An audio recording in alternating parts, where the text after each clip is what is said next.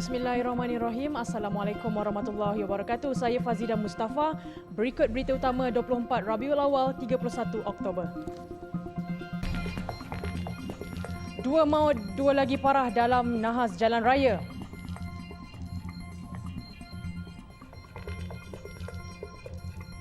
Juga Sultan Selangor perkenan bilangan jemaah solat Jumaat dinaikkan.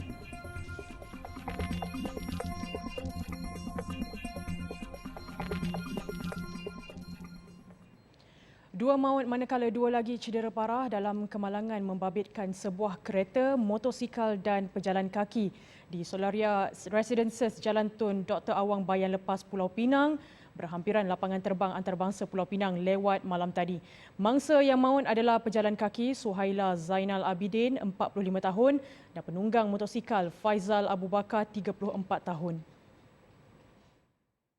Manakala itu, pemandu kereta dan seorang lagi pejalan kaki cedera parah. Menurut Pegawai Operasi Bomba dan Penyelamat Bayan Baru, Helmi Rizal Cik Murad, pihaknya bergegas ke lokasi kejadian sebaik menerima panggilan kecemasan.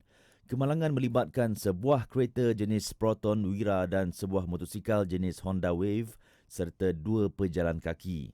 Setakat pagi tadi, Helmi Rizal berkata dua mangsa yang maut telah dikenal pasti identiti mereka. Pemandu kereta dikeluarkan oleh orang awam dan seorang pejalan kaki telah dibawa ke Hospital Pulau Pinang. Kedua-dua mangsa yang dirempuh kereta disahkan meninggal dunia oleh petugas perubatan sebelum diserahkan kepada polis untuk tindakan lanjut. Kerja pembersihan di lokasi kejadian telah selesai jam 1.38 pagi tadi. Sultan Selangor Sultan Sharafuddin Idris Shah berkenan untuk menitahkan jumlah bilangan jemaah solat Jumaat dinaikkan bagi masjid-masjid dan surau-surau dengan kebenaran solat Jumaat di negeri itu. Pertimbangan dan keputusan tersebut diambil setelah baginda meneliti data-data terbaru penularan wabak COVID-19 yang memperlihatkan statistik kematian harian turun di Selangor. Menerusi hantaran di Facebook Selangor Royal Office, Masjid Sultan Salahuddin Abdul Aziz Shah akan dibenar menerima kehadiran sehingga 3,500 jemaah berbanding 2,000 jemaah ketika ini. Masjid-masjid daerah pula dinaikkan kepada antara 700 hingga 1,000 jemaah bergantung kepada jumlah kapasiti masing-masing. Masjid-masjid institusi pula ditambah kepada antara 500 hingga 1,200 jemaah, sementara masjid pengurusan antara 400 hingga 700 jemaah.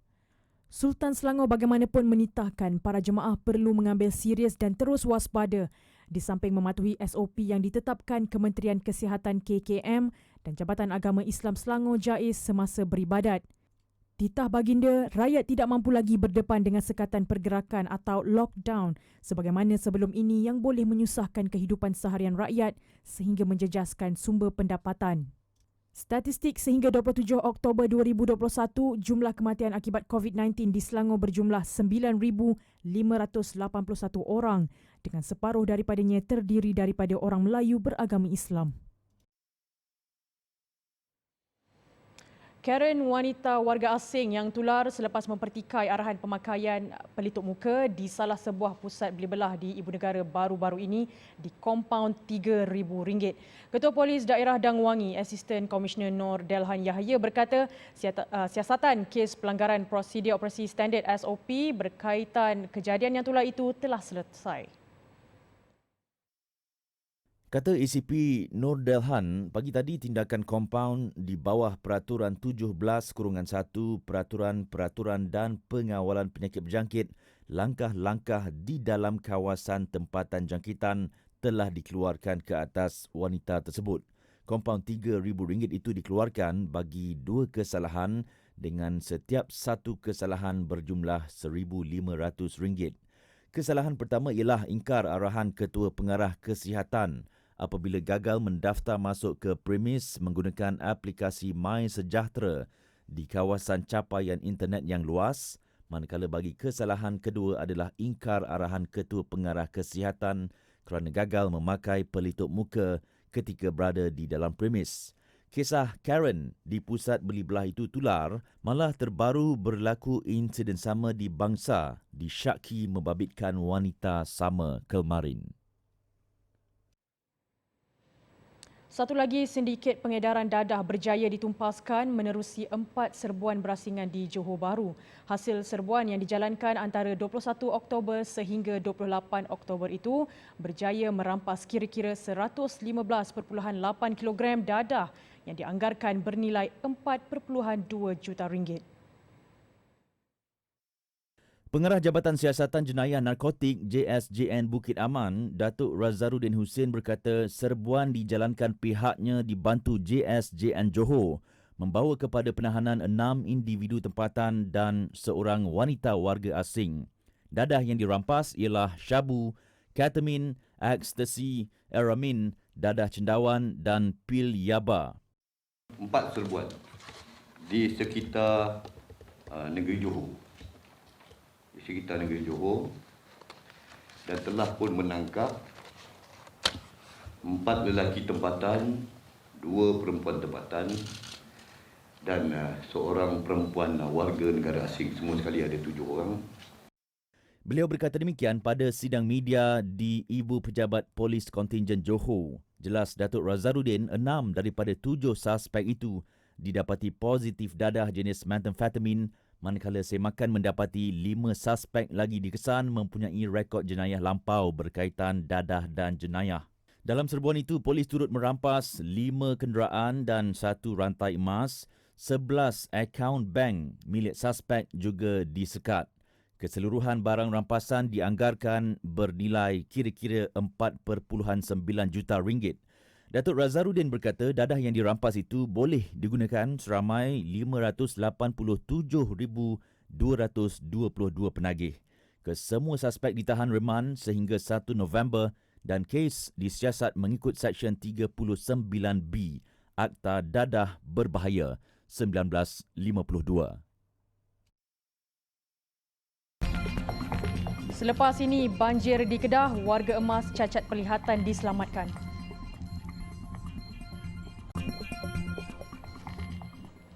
Alhamdulillah bertemu kembali. Hentikan penyebaran video yang menunjukkan objek putih di ruang solat di Masjid Jamik Kampung Banggul Peradong bagi mengelak kekeliruan dan ketakutan.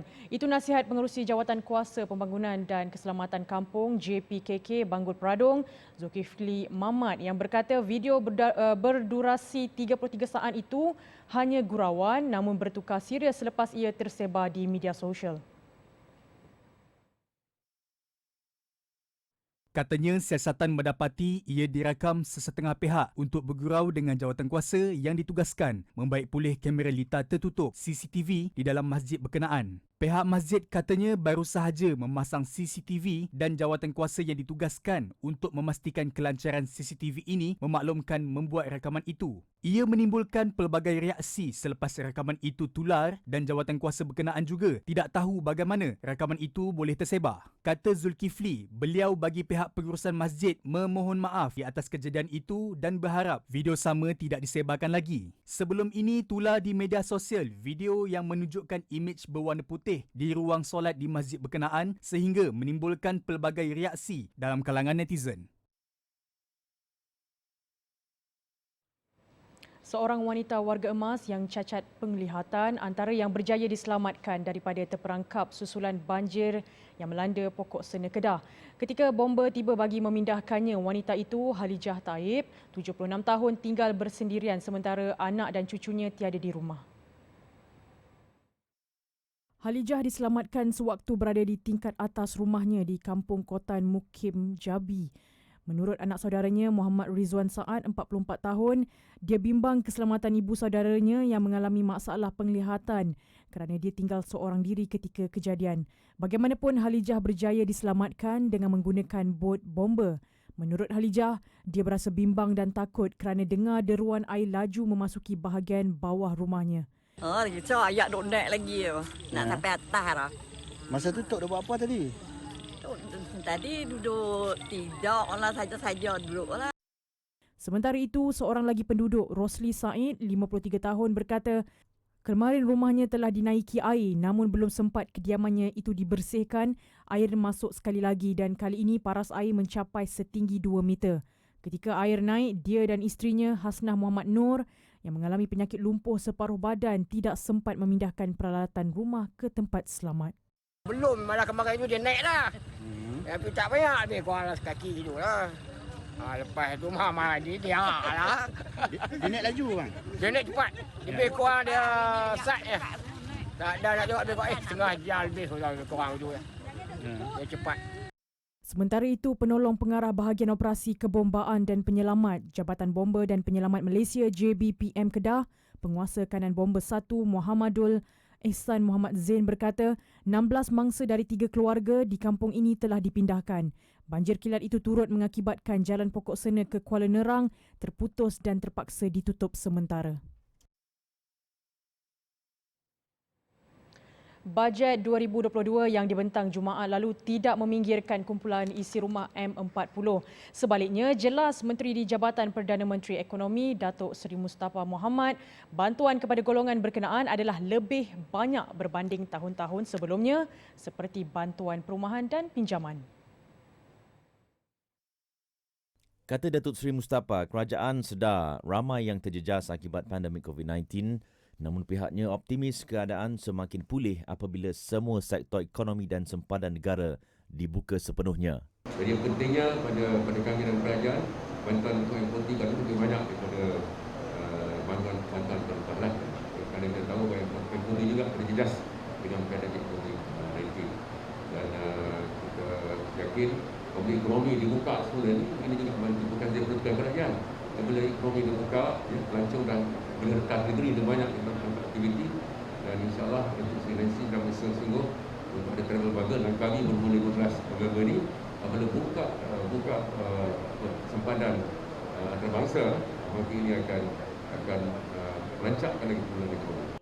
Katanya bajet 2022 juga membuktikan bahawa kerajaan mengutarakan janji apabila menyediakan peruntukan sebanyak 52.6% daripada peruntukan pembangunan keseluruhan kepada 6 negeri yang kurang maju bagi tujuan pembangunan asas.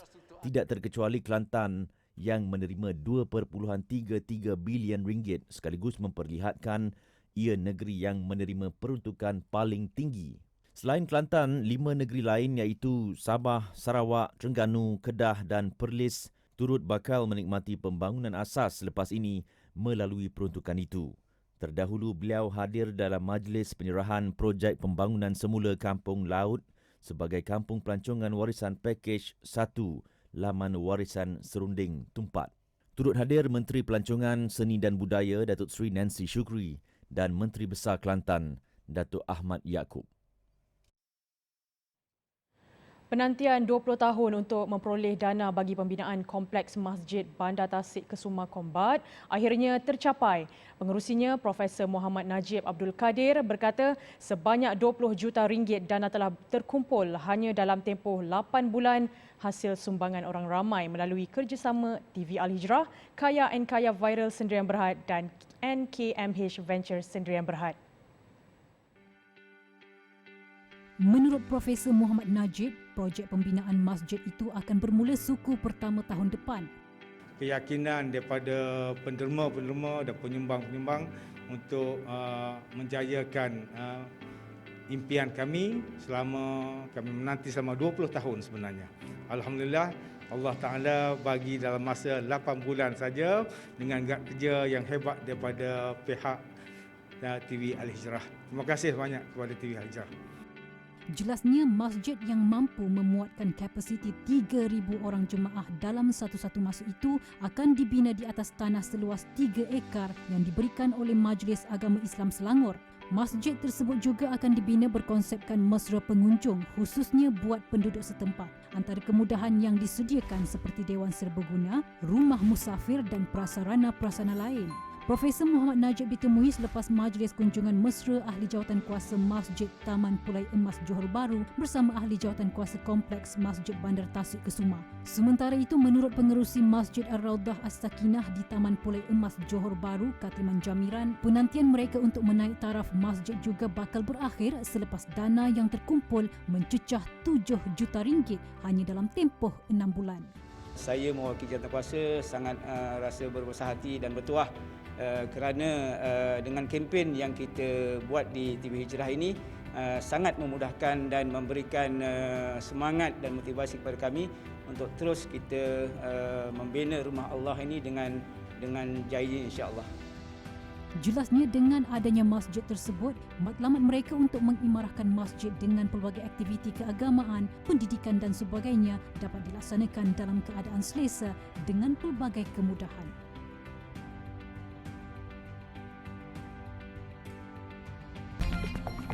Selepas ini, konflik di Sudan, 3 dilapor maut ditembak.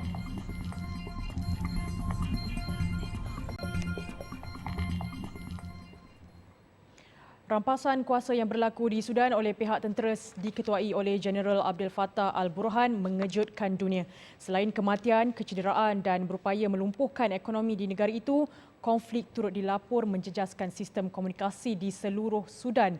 Turut menzahirkan kebimbangan rakyat Sudan di Malaysia yang turut cakna dengan kemelut di negara asal mereka. Wartawan Abdul Rahman Kunyu melaporkan. Menurut seorang warga Sudan yang menetap di Malaysia, Muhammad Al-Watik, amat sukar untuknya menghubungi keluarga di Sudan, terutama anak perempuannya yang baru sahaja menghabiskan pelajaran di Malaysia dan pulang ke negara itu.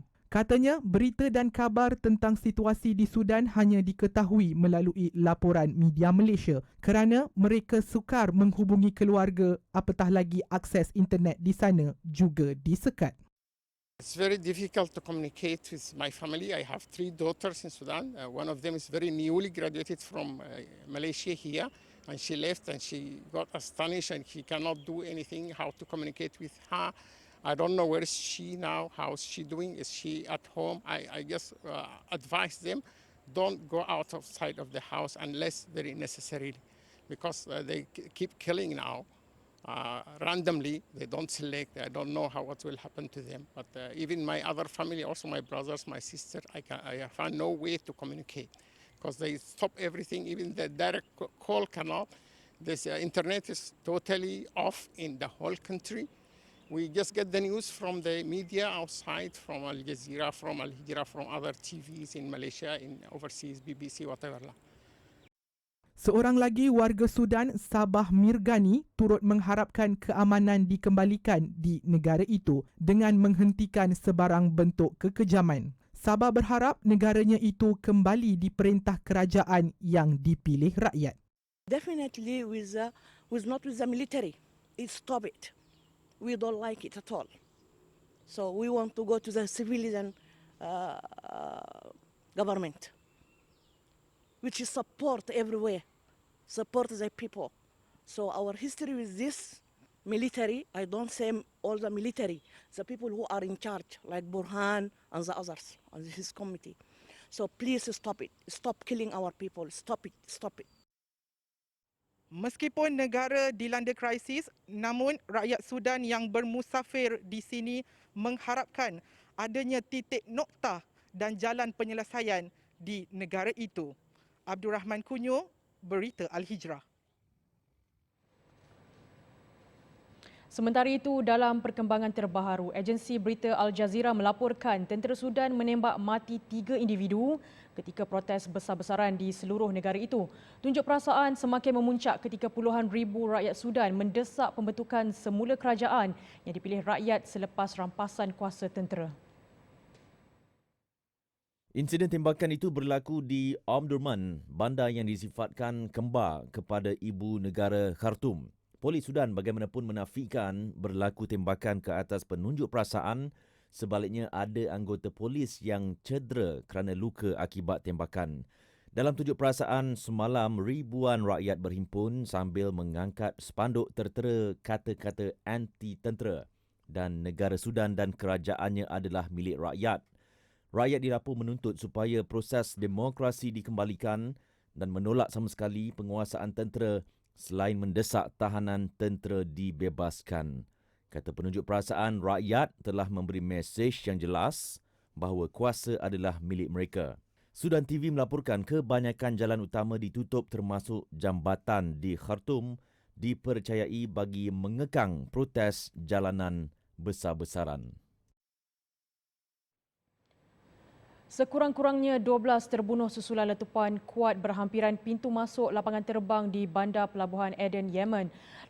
Letupan kuat itu dipercayai berpunca daripada petroleum yang dibawa di dalam sebuah truk kecil.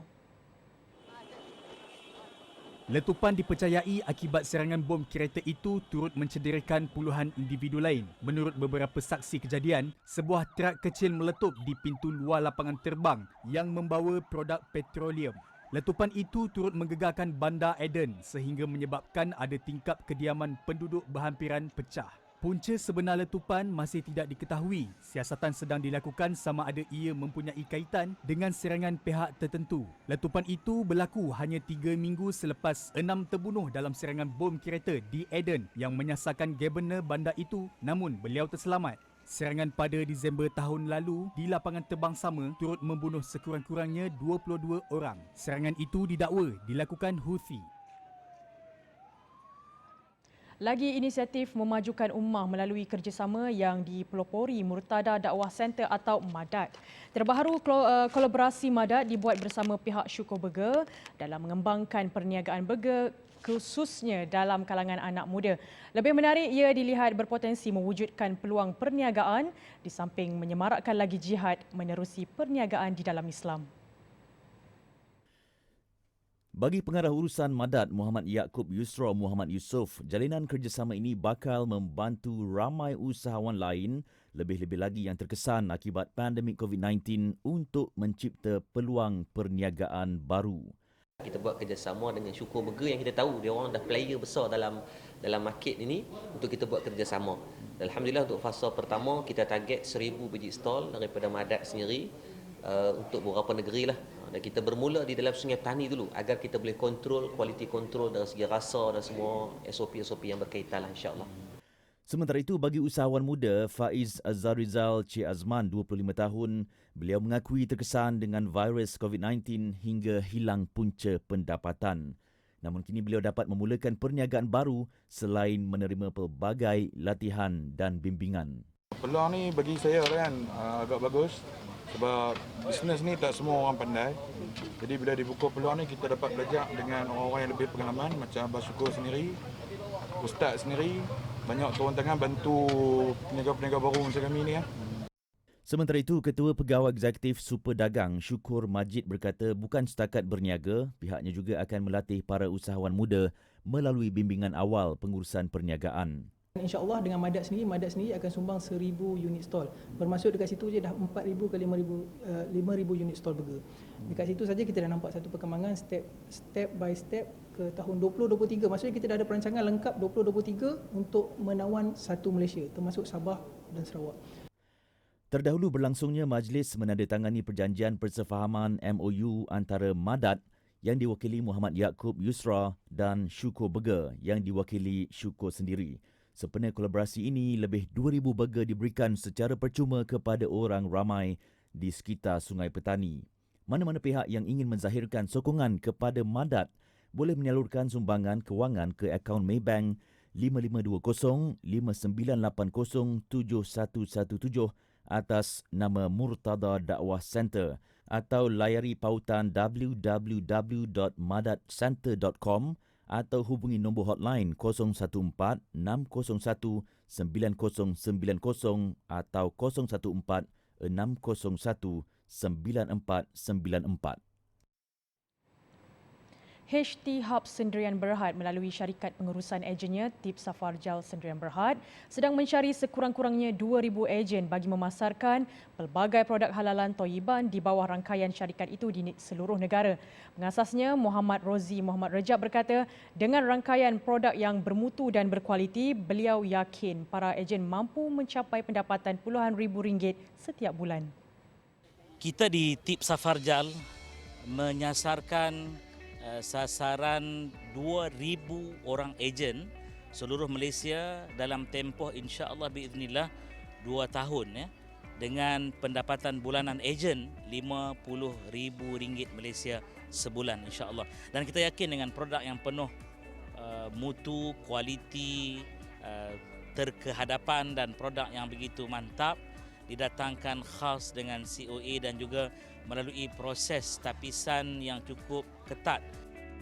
Menurutnya lagi, bagi memastikan kejayaan ejen-ejennya, mereka akan diberi latihan dan bimbingan selain akan sentiasa dipantau bagi memastikan apa yang dirancang tercapai.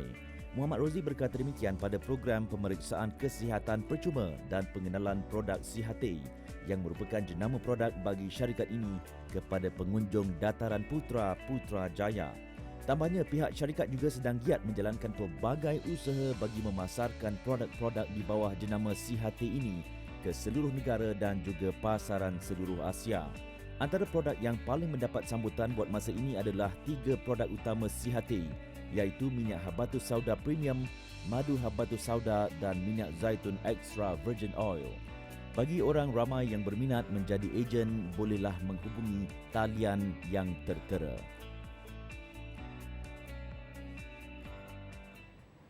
Laporan itu tadi mengakhiri berita Al-Hijrah malam ini. Siaran langsung Globe Al-Hijrah menyusul jam 8.45 malam ini bersama penyampai Khadizah Faisal. Jangan lupa layari alhijrahnews.com untuk lagi laporan berita pilihan serta artikel eksklusif. Saya Fazida Mustafa. Assalamualaikum warahmatullahi wabarakatuh dan selamat malam.